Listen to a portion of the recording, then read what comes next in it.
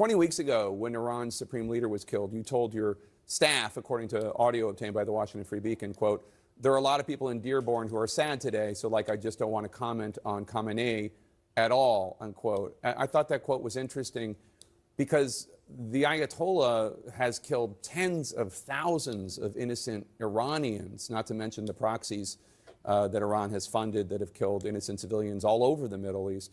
Why were you worried about offending people who support the Ayatollah? Jake, on a day where we're mourning the loss of 2 more service members in a war we never should have fought. What's funny is what I want to know.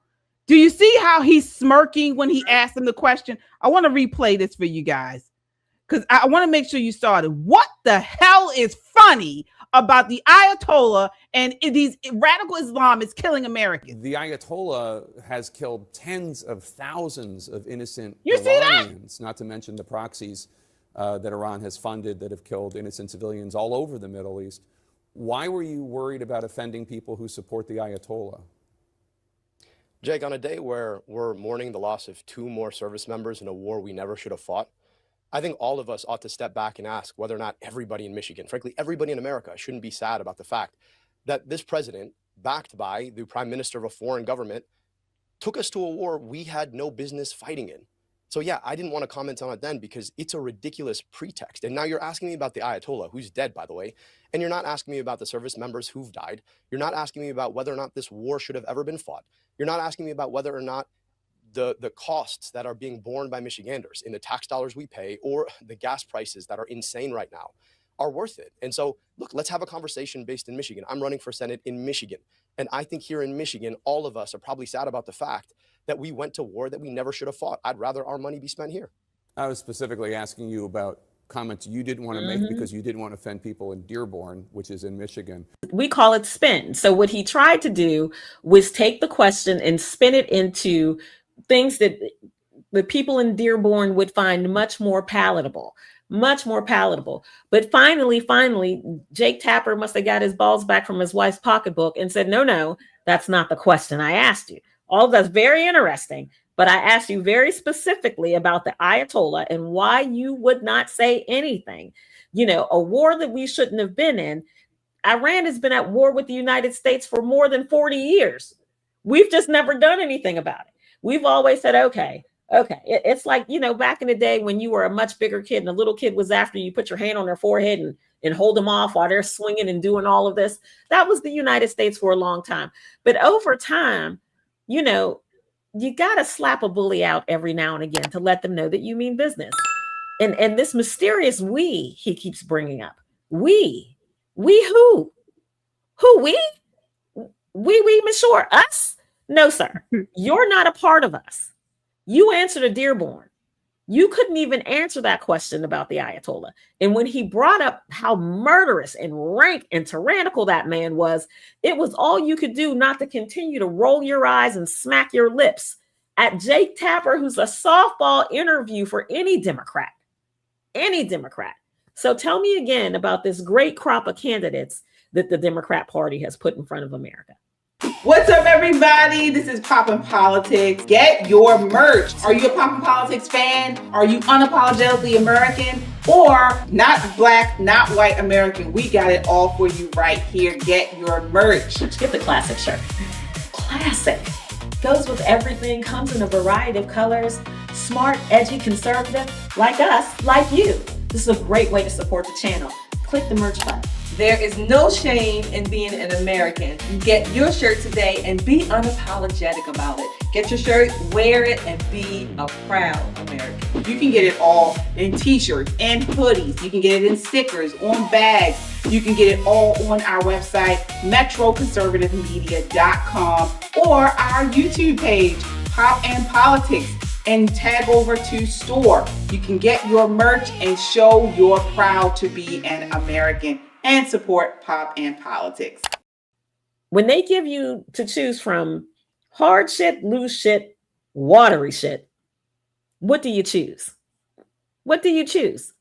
I mean, between him and the crazy woman that looks like she's straight off The Simpsons or something, talking about what she's going to bring this and bring that, like some kind of old-timey baseball coach, girl, What's going on in Michigan? What is going on there? We are upside down. And again, Democrat leadership, and I say this as you all know who I am, a card-carrying conservative, proud member of the Heritage Foundation. Let me tell you something. We need them to do something with their fringe lunatic side.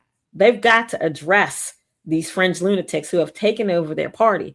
Chuck Schumer should not even be a consideration for leadership. He doesn't have the spine for it. Hakeem Jeffries needs to have a seat. He doesn't have the spine for it.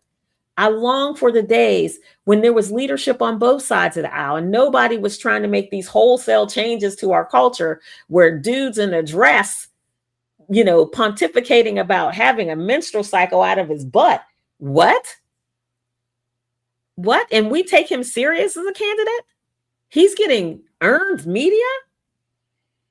When I tell you the Democrat Party is in trouble, they're in big trouble. And these people who vote blindly Democrat, and I say this over and over again because these people look like us, who vote blindly Democrat have no idea what they're getting into. No idea what they're getting into. And it's up to us to ring the bell. We can't let this go without calling this out. I mean, as disgusting and as displeasurable as we find having this conversation about this guy who, has got hemorrhoids and thinks it's a menstrual cycle, we need to call these people out.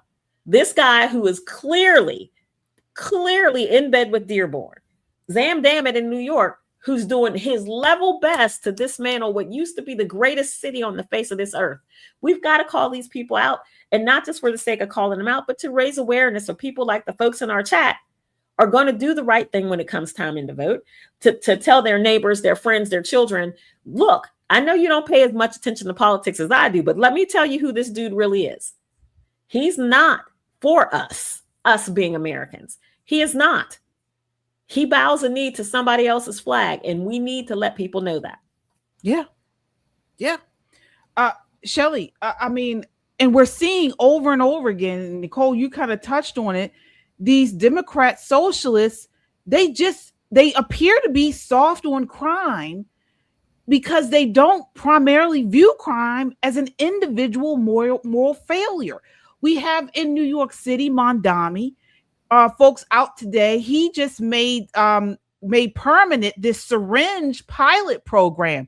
Have you ladies heard about that? Where he basically they supply syringes to drug addicts. It's called a community syringe redemption program. The New York Post is reporting on it, and it's part of the budget. And they're spending on this where they collect the syringes and they pay upwards of $10, I believe it's a day. I don't know if it's a day or a week, to the addicts as they turn in these syringes. All right. But people are saying this program, where it attempts to get hazardous syringes off city streets, it's actually paying drug addicts to continue their drug addicted lives. And most of them are going to eventually OD or on fentanyl or any of something else. But this is a part of this idea that this type of stuff is normal. That they're supposed to do this. We're seeing all of this kind of stuff. What are your thoughts here, Shelley? Yeah, this El-Sayed or whatever his name is, this is what we talked about earlier in the first segment. This is that Islamist socialist or democratic socialist connection, if you will. We're seeing more and more of these Islamists come into office, taking the kind of leadership, if you will, in large cities, large populated areas. And not only that, in addition to this needle exchange program, that's what they call it, some fancy name. It's a needle exchange program. And yes, we have them here in Maryland as well. In Baltimore. So there's nothing like doping up or keeping your population doped up. They always need a class of people who they can dope up, feed with the government subsistence, if you will, keep them on the government tit, because those are the people you're going to definitely rely on to keep you in office. Okay. You need that. They're largely I'm going to say ignorant in the sense that they're too drugged up to know what's going on. But if you keep them high, keep them on drugs, keep them hooked on something, anything except teaching them how to read, write, to hold down a job, take care of a family. Oh no, they don't want to do that, because a free mind will not be able to won't keep them in office. That's why. That's their group. That's the class, if you will, the group of people that they need to always be that way. So this is not coincidental. It's not happenstance. This is on purpose. And again, these democratic socialists, not only are they more and more socialists or coming out with their socialism, they are Islamic terror connected. That guy is not so much that he couldn't degrade, if you will, or come against the Ayatollah. He wouldn't do it because he worships. That's a part of his worship chain. That's a part of his command center. This is where he gets his worldview from, and that's what he believes in. His worldview to bring it to America, to bring it to Dearborn or New York, wherever else, and that's what they want. It's on purpose. Yeah, and then you tie in the socialist Marxism angle into all of this. And this is why they often begin, the crime debate by questioning the actual legitimacy of the police and courts and prisons. Mondami watched the World Cup at Rikers. Okay. He said he wanted to be amongst these people because these are people, he said, these are just because they're in jail and they've committed horrible, heinous crimes.